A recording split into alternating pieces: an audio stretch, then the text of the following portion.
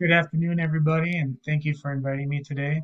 My name is Mike Cooperis, and I'm going to share with you my ideas for implementing change at Lakeland Wonders. Before we start, let's look at some of the reasons why your current change efforts seem to be stalling and what led you to call in an outside consultant in the first place. First, from what I've learned so far, the biggest problem your company is facing is a strong resistance to change.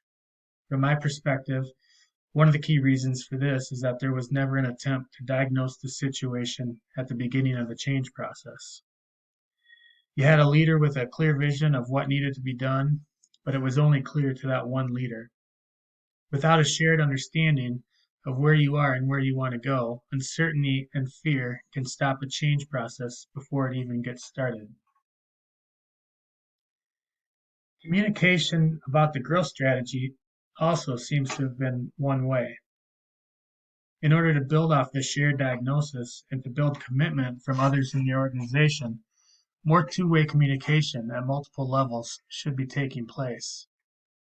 Finally, the vision for growth seems to have come from one person, and we need to get more people involved. So I think what we need to do is change the vision from a my vision to a company-wide our vision. Lakeland Wonders is a 94-year-old business. It's a family business, and it's at the beginning of a major change itself. When Walter Swenson sold 30% of his stake in the company to Hastings Curtis, that came with it new expectations for growth and expansion. I believe that the goals of the board should be to balance the need for growth with the already established core values and quality products that have built this company to where it is now. To do this, I recommend that we follow a sequential model for change. You can see from this diagram that this is a step-by-step process. And right in the middle of the step-by-step process is mutual engagement. This is something that I think was lacking in the first attempt, but something that I would put a strong emphasis on moving forward. You can see on that pink box there that shared diagnosis is right at the beginning. It's very important that everybody understands, or at least a wide variety of people and positions in the company understand where the company is before you move into the redesign step. So when you get to the redesign, I would recommend you've got different people from manufacturing, marketing, sales, and finance all involved in this process. Step two is help. This is where we're going to need to make sure that people are getting the proper training, the proper coaching, and understanding really what's going on in this change process.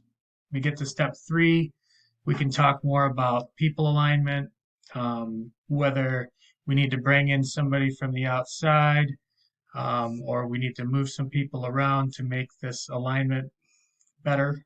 Uh, and then step four is the systems and the structures. This is where we create some measurements that we can see how the progress is going. This is where we can add in some rewards and with higher compensation or bonuses, things like that. So how would I lead the change? Um, well, just like the diagram in the last slide, I would place the most emphasis off the bat onto mutual engagement. I would want to make sure with such a old company with family roots that we get input from all of the people that have been with this company for maybe generations in some cases and get their insight onto what we can do to make this change effective. A shared diagnosis, again, something that was missing in the first round, I think would be important. We could create teams of people that have got members from all different levels of the organization. Really important, I think, in this step is that we have somebody representing the union. We've got a negotiation coming up, and we want to have the union presence and their insight and input a part of the process. From there, we would develop and communicate a shared purpose. Communication is going to be another strong emphasis of my plan, and it's gonna happen throughout the process. Building commitment and collaboration, something again I think that was lacking in the first attempt. We need to take the time to actually build the commitment and create teams that can collaborate and ensure that people have a sense of ownership in the change process.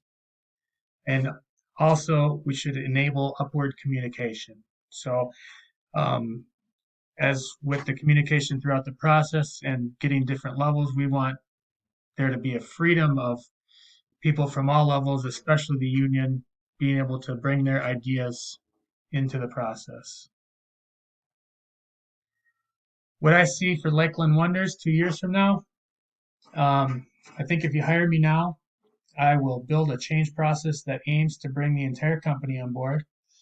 I will create teams that focus on shared goals, two-way input, and measurements for success. That's going to help us build a strong foundation for sustained growth and a bright future for all Lakeland stakeholders. These bullet points at top kind of explain the next 2 years. Um, the expectations need to be clear with the board and the investors of what we want to do. The growth might not be as immediate as landing a big client, but it will be more sustained. There'll be a stronger foundation underneath of it. Also, we'll be able to minimize resistance.